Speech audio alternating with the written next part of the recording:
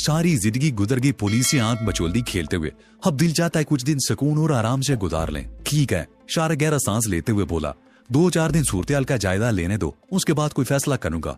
सूरत-ए-हाल का जायजा लेने के साथ साथ अपने मामलात भी वाइंड अप करते रहो ताकि ऐन वक्त पर कोई और रुकावट पैदा ना हो जाए। जल्दिया ने कहा, जो हुक्म सरकार। शारिक ने मुस्कुराते हुए कहा, फिर समीना की तरफ देख कर कहने लगा, वैसे एक बात मेरी समझ में नहीं आई, पुलिस ने यह पता कैसे चला लिया कि कदीर हमारे लिए काम कर रहा था और उन्हें फोन नंबर कैसे मालूम हुआ?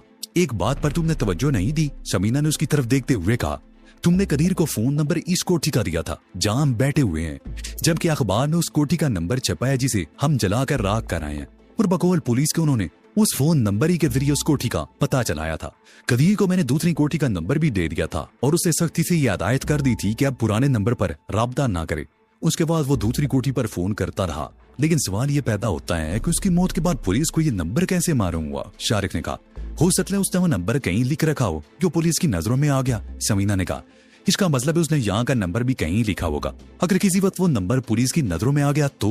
वो चंद नमों को खामोश हुआ, फिर बोला, ये कोठी भी हमारे लिए खतरनाक साबित हो सकती है। इस सिलसिले में फौरी तौर पर मालूम करना होगा। लेकिन किस तरह मालूम किया जाए? समीना ने पूछा। इंस्पेक्टर उस्मान, शारिक ने जवाब दिया, मुअत्तल होने के बावजूद पुलिस में उसके ताल्लुकात हैं, वो सब कुछ मालूम कर सकता है। लेकिन समीना ने उसके चेहरे पर नजरें जमाते हुए कहा, आज के तमाम अखबारात में मेरी और तुम्हारी मौत की खबर छप चुकी है। क्या इंस्पेक्टर उस्मान ये रात अपने सीने में महफूज रख सकेगा कि तुम जिंदा हो? हाँ, शारिक ने मुस्कुराते हुए जवाब दिया, जिस दिन मेरा कोई राज फाश करेगा वो उसकी आजादी का आखिरी दिन होगा। मेरा कोई राज फाश करने से पहले उसे बहुत कुछ सोचना पड़ेगा, तो फिर बात करो उसे, समीना ने कहा। वो लोग उस वक्त 9 लखे वाले कमरे में बैठे हुए थे। शारिक उठकर लाउंज में आ गया जहाँ टेलीफोन रखा हुआ था। मरियम लाउंज में एक सोफे पर बैठी हुई थी। माँ जी, आप जहाँ बैठी हैं? शारिक दूसरे सोफे पर बैठते हुए बोला, बाहर इतना अच्छा मौसम है, ठंडी हवा चल रही है और आप यहाँ? चली जाती हूँ। मरियम उठकर खड़ी हो गई। उसके होंठों पर खफीफ सी मुस्कुराहट थी। वो समय की थी कि शारिक को फोन करना होगा। मरियम जैसे ही दरवाजे से बाहर निकली, शारिक फोन का रिसीवर उठाकर इंस्पेक्टर उस्मान का नंबर डायल करने लगा। कार उसकी बीवी ने रिसीव की। मैं सियालकोट से उस्मान का दोस्त बोल रहा हूँ, प्लीज उन्हें फोन पर बुला दें, शारिक ने कहा। फोल्ड करें। दूसरी तरफ से जवाब मिला और खामोशी छा गई। चंद से दिन बाद उस्मान की आवाज सुनाई दी, मेरा नाम मत लेना उस्मान, और मेरी बात गौर से सुनो। शारिक ने हेलो के जवाब में कहा, तुम? इंस्पेक्टर उस्मान के लहजे में हैरत थी, लेकिन आज तुम?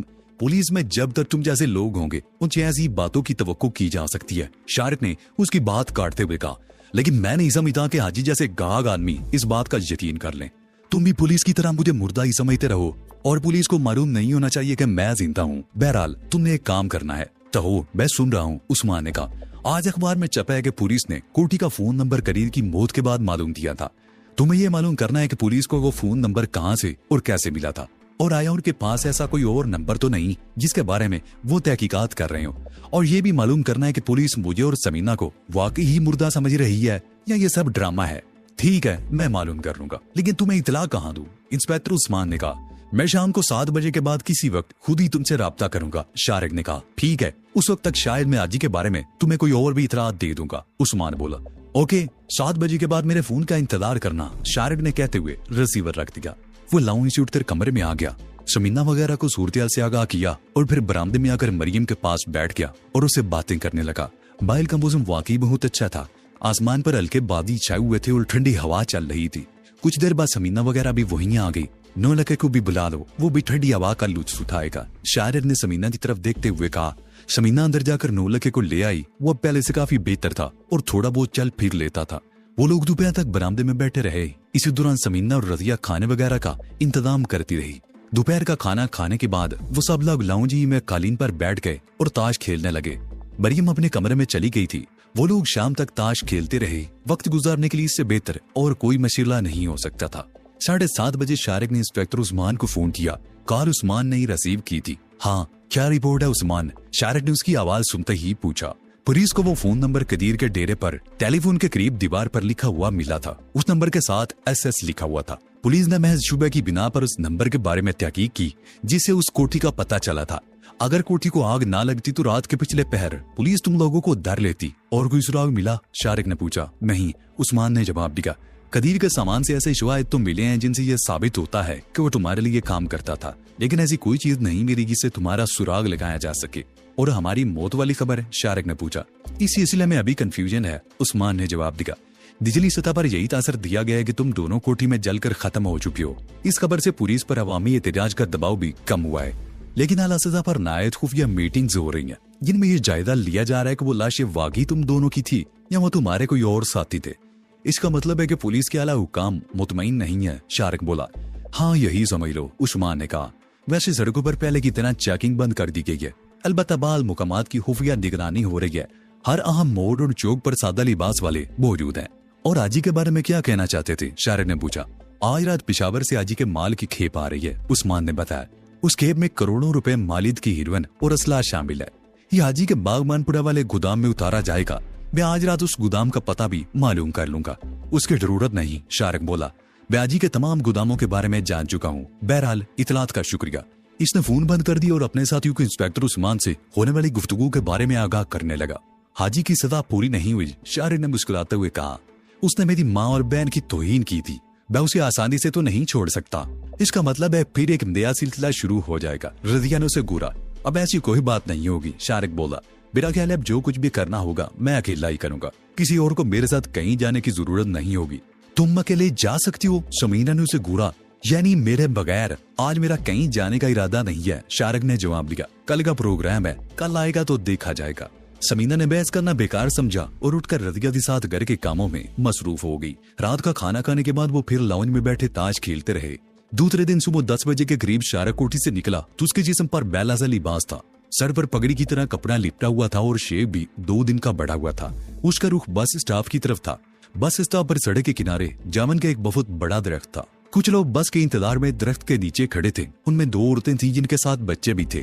3-4 आदमी थे। शारिक ने सरसरी सी नजरों से उनकी तरफ देखा और उससे कुछ फासले पर खड़ा हो गया और बार बार उस तरफ देखने लगा जिस तरफ से बस आने वाली थी। तकरीबन 5 मिनट बाद रेलवे स्टेशन की तरफ जाने वाली बस आती हुई दिखाई दी। लोग सड़क के किनारे पर आ गए। उनमें से एक आदमी छोटे छोटे कदम उठाता हुआ शारिक के करीब आ गया। लोग बस पर सवार होने लगे। शारिक भी आगे बढ़ा, लेकिन अचानक ही एक हल्की सी गुड़ाहट उसकी समां से टकराई। तुम बस पर सवार नहीं होगे, अपनी जगह पर खड़े रहो। शारिक उछल पड़ा। उसने अपने करीब खड़े हुए शख्स की तरफ देखा। वो शख्स उसके बिल्कुल सामने खड़ा हो गया। उस इलम में शारिक को अपने पहलू में कोई चीज चुभती हुई महसूस हुई। मेरे हाथ में पिस्तौल है। वो शख्स एक बार फिर हो रहा है। अगर तुमने कोई चालाकी दिखाने की कोशिश की तो बेदरी गोली चला दूंगा। शारिक के मुंह से बेइख्तियार सांस निकल गया। वो बस की तरफ देखने लगा। स्टॉप पर खड़े हुए लोग बस में बैठ चुके थे और बस वहां से दूर होती जा रही थी। कौन हो तुम और क्या चाहते हो? शारिक ने गर्दन घुमाकर उस शख्स की तरफ देखा। वो दराज कामत और कदरे भारी भरकम आदमी था। उसका शेप भी बड़ा हुआ था, लेकिन दाईं तरफ रुखसार पर जख्म का तकरीबन 1 इंच लंबा निशान नजर आ रहा था। उसने सुरमई रंग की पतलून और सफेद बुशर्ट पहन रखी थी। उसके कपड़े खासी मैले थे और गालबन कई रोज से उसके जिस्म से जुदा नहीं हुए थे। उसने दायां हाथ शारिक के पहलू से लगा रखा था। शारिक पिस्तौल की नाल की हल्की सी चुभन साफ महसूस कर रहा था। पिस्तौल छुपाने के लिए उस शख्स ने हाथ पर नीले चेक वाला रुमाल डाल रखा था। थोड़ी देर पहले जब शारिक ने सरसरी अंदाज में उसकी तरफ देखा था तो ये रुमाल उसके कंधे पर पड़ा हुआ था। शारिक बाबू, वो शख्स उसके चेहरे पर मगरें जमाते हुए बोला, तुम्हारे चाहने वालों की शहर में कमी तो नहीं है वहाँ। ये अलग बात है कि चाहने का अंदाज हर शख्स का अपना अपना है। तुम्हें शायद कोई गलत रहमी हुई है, शारिक ने पुरसुकून लहजे में कहा। मेरा नाम शारिक नहीं अब्दुल राउफ है। मैं 2-3 दिन पहले खारिगे से आया हूँ। मेरे 3-4 रिश्तेदारों के अलावा यहाँ मुझे और कोई नहीं जानता। मैं तो मजदूरी की तलाश में यहाँ आया हुआ हूँ, दोस्तियां पालने नहीं। और तुम अपना ये हाथ पीछे हटा लो। मैं जानता हूँ तुम्हारी साथ में पिस्तौल है जो तुमने कपड़े में छुपा रखा है। मुझे ये भी मालूम है तुम इस तरह मुझे लूटना चाहते हो, लेकिन मेरे पास 40 रुपए से ज्यादा रकम नहीं है। सिर्फ 40-50 रुपए की नहीं, मैं तो 50 लाख की सोच रहा हूँ, उस शख्स ने कहा। और अगर तुम्हारी वो चीज मिल जाए, क्या नाम है उसका, हाँ समीना, तो ये रकम दुगनी हो सकती है। वो चंद मुगु खामोश हुआ, फिर बात जारी रखते हुए बोला, वैसे बड़ा हौसला है भाई तुम्हें शारिक भाऊ। पूरे शहर की पुलिस तुम्हें तलाश कर रही है। हाजी के आदमी अलग तुम्हें शिकारी कुत्तों की तरह ढूंढ रहे हैं और तुम हो किस तरह आजादी से घूम फिर रहे हो जैसे कोई बात ही ना हो। ऐसा तो नहीं है कि अपनी मौत की खबर अखबारों में छपने के बाद तुम ये समझ रहे हो कि लोग तुम्हारा चेहरा ही भूल गए हैं, लेकिन ताड़ने वाले क़यामत की नजर रखते हैं। पता नहीं तुम क्या कह रहे हो, मैं तुम्हें नहीं जानता, तुम कौन हो? शारिक ने कहते हुए इधर उधर देखा। बस स्टॉप पर एक बूढ़ा आदमी और 2 औरतें आ गई थी जो उनसे चंद कदम दूर खड़ी थी। अभी मैं शोर मचा दूं कि तुम शारिक हो जिसने शहर में तबाही मचा रखी है, तो यहाँ सैकड़ों आदमी जमा हो जाएंगे और हर शख्स तुम्हें पहचान लेगा और लोग तुम्हारी बोटियां नोच लेंगे। लेकिन मैं ऐसा नहीं चाहता। मैं तो तुम्हें जिंदा रखना चाहता हूँ, क्योंकि कीमत सिर्फ तुम्हारे जिंदा होने की है। मरने के बाद तो तुम एक तैड़ी पैसे के भी नहीं रहोगे। शारिक दिल्ली दिल में पीछू ताब खा रहा था, लेकिन उसने बड़ी मुश्किल से अपनी अंदरूनी कैफियत पर काबू पा रखा था। और ये हकीकत थी कि उसने उस शख्स को पहचान लिया था। वो माजे गुज्जर का पुराना साथी दिलावर था, जिसे एक मर्तबा पुलिस ने कत्ल के इल्जाम में गिरफ्तार किया था। लेकिन माजे गुज्जर ने उसे छुड़ा लिया था और कत्ल का इल्जाम किसी और पर रख दिया था। उसके बाद दिलावर गायब हो गया था। इससे पहले एक मौके पर एक झड़प के दौरान दिलावर उसके हाथों बुरी तरह पिटा था और उसके गाल पर जख्म का निशान शारिकी के हाथों का लगा था। देखो भाई, शारिक ने नहायत सुकून का मुजाहरा करते हुए था, मेरा तुम्हारा कोई झगड़ा नहीं है। मैं ना तो शारिक हूं और ना ही तुम्हें जानता हूँ। तुम क्यों मेरे पीछे पड़ गए हो? मेरे गाल पर ये जख्म का निशान देख रही हो? दिलावर ने बाएं हाथ की उंगली से अपने चेहरे की तरफ इशारा किया। मैं इस जख्म को कभी नहीं बोल सकता जो तुमने लगाया था। ये तो मेरी खुशकिस्मती है कि तुम मुझे मिल गए हो। बाजे गुज्जर को तो तुमने खत्म ही कर दिया। हाजी जैसे शख्स को तुमने निचा कर रख दिया है। उसकी जिंदगी की सबसे बड़ी हुआ ये है कि तुम उसके हाथ आ जाओ। तुम्हारे लिए तो वो मुझे 50 लाख तो क्या, इससे भी ज्यादा देने को तैयार होगा। लेकिन मैं तुम्हें सीधा हाजी के पास नहीं ले जाऊंगा, तुम्हें अपनी कैद में रखूंगा और हाजी से सौदेबाजी करूंगा। और उसके बाद दिलावर शारिक के पीछे देखते हुए बोला, मैं पिस्तौल जेब में रख रहा हूँ। भागने या कोई चालाकी दिखाने की कोशिश की तो पछताओगे। इस तरफ 2 पुलिस वाले आ रहे हैं। वैसे मैं दावे से कह सकता हूँ कि ये पुलिस वाले तुम्हें नहीं पहचान सकेंगे, क्योंकि अखबार में जो तुम्हारी तस्वीर छपती रही है वो बहुत पुरानी है और तुम्हारे मौजूदा हुलिये से बहुत मुख्तलिफ है। वैसे ये जो कांस्टेबल होते हैं ना, नीरे संतरी बादशाह ही होते हैं। दिलावर ने बड़ी खूबसूरती से हाथ शारिक के पहलू से हटाकर पिस्तौल पतलून की जेब में डाल दिया और शारिक से 2 कदम पीछे हट गया। शारिक ने गर्दन घुमाकर देखा, सड़क के किनारे 2 पुलिस कांस्टेबल इसी तरफ आ रहे थे। दोनों ने कंधों पर राइफलें लटका रखी थी और दोनों सिगरेट के कश लगाते बातें करते हुए आ रहे थे। करीब से गुजरते हुए दोनों ने सरसरी अंदाज में उनकी तरफ देखा। इसी दौरान दिलावर ने बड़े भी तकल्लुफाना अंदाज में शारिक के कंधे पर हाथ रख दिया और हंस संस्कार उससे बातें करने लगा। उसी वक्त आगे पीछे 2 बसें भी आकर रुकी थी। स्टॉप पर खड़ा हुआ बूढ़ा और दोनों औरतें एक बस में बैठ गईं। दोनों बसों से 2-2 आदमी उतरे। वो लोग उनकी तरफ तवज्जो दिए बगैर अपने अपने रास्ते पर हो लिए। दोनों पुलिस वाले भी आगे निकल चुके थे।